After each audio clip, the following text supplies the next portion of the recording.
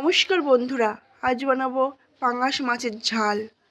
চলুন দেখে নেওয়া যাক পাঙাশ মাছের ঝাল বানানোর জন্য কি কি প্রয়োজন।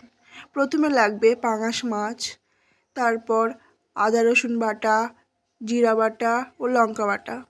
তারপর লবণ হলুদ মাখিয়ে মাছটাকে ভাজতে হবে। প্রথমে কড়াইতে তেল নিয়ে নিতে হবে। কড়াইটার তেল গরম হলে একে একে মাছগুলো ছেড়ে দিতে হবে।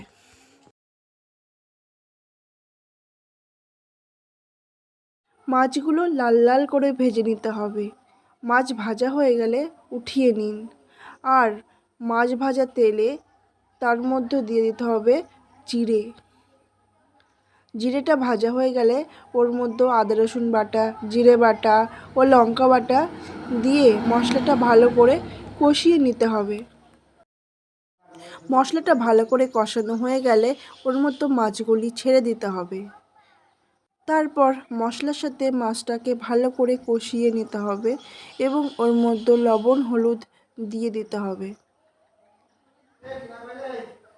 তারপর এর মধ্যে সামান্য পরিমাণ জল দিয়ে দিতে হবে।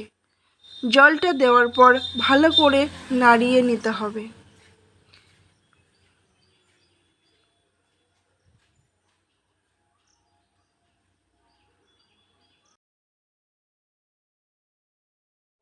এরপর ভালো করে ফুটিয়ে নিন এবং এর মধ্যে 2-3টে এলাচ দিয়ে দিন। তারপর নামিয়ে নিন।